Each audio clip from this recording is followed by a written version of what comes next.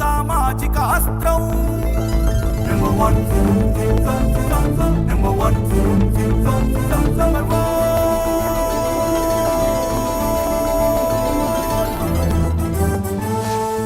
Number one.